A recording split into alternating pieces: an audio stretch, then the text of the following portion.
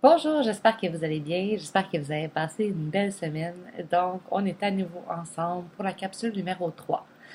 La capsule numéro 3 consiste en fait à prendre conscience des choses sur lesquelles on a une influence ou une capacité de changement versus les choses sur lesquelles on n'a pas contrôle. Donc, on est encore un peu dans le thème du lâcher-prise si on fait un récapitulatif, la semaine 1, le devoir était de prendre conscience des choses à laquelle vous avez des difficultés à lâcher prise.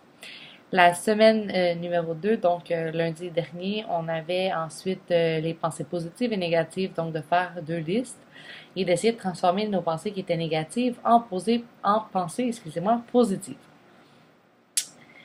Puis cette semaine, en fait, ce qu'on doit faire, c'est prendre conscience on ne peut pas changer tous les événements, on ne peut pas changer les autres personnes, on ne peut pas avoir de contrôle sur rien d'autre finalement que nous, le nous.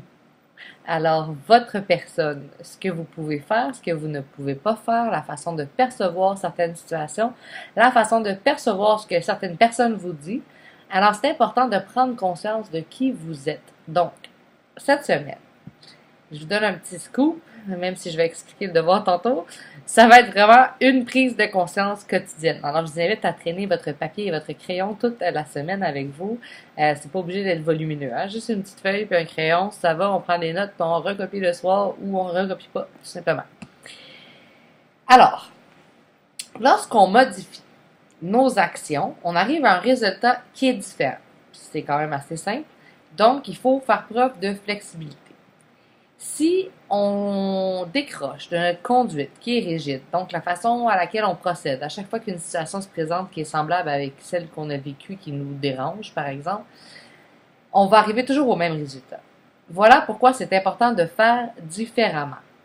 Alors, ce que je veux dire par là, c'est que si vous avez une situation qui ne fonctionne pas, puis qu'à chaque fois vous avez les mêmes pensées négatives qui reviennent, vous avez de la misère à lâcher prise sur cette situation-là. Clairement, on a un problème, on doit en parler. C'est pas une situation qui est anodine, sinon ça vous dérangerait pas autant.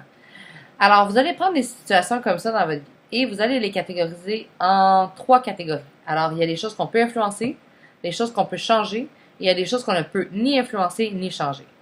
Maintenant, ça paraît simple, mais le devoir est un peu plus complexe. Voilà la partie cruciale. Alors, là, ce qui est important, c'est que vous allez de plus noter les choses que vous ne pouvez ni contrôler ni changer, mais vous allez noter les choses que vous pouvez changer et contrôler, mais surtout le comment. Alors, s'il vous plaît, on reste positif. Alors, le comment est une façon positive d'avoir une influence sur une situation ou d'avoir davantage de contrôle en changeant la situation.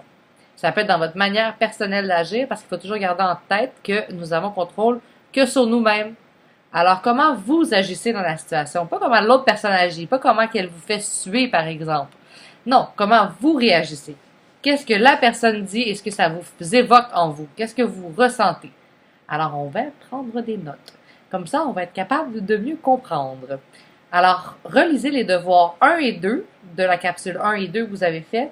Ensuite, faites la capsule 3 et je vous laisse sur une citation que je trouve fort intéressante de Thomas More qui dit que le pilote ne quitte pas son navire car il ne peut maîtriser le vent. Alors, ça, on comprend bien. Ce que ça veut dire, c'est que c'est pas parce qu'on n'a pas le contrôle d'une situation qu'on se pousse en courant. On y fait face. Alors, je vous souhaite une belle semaine et on se revoit la semaine prochaine. Au revoir!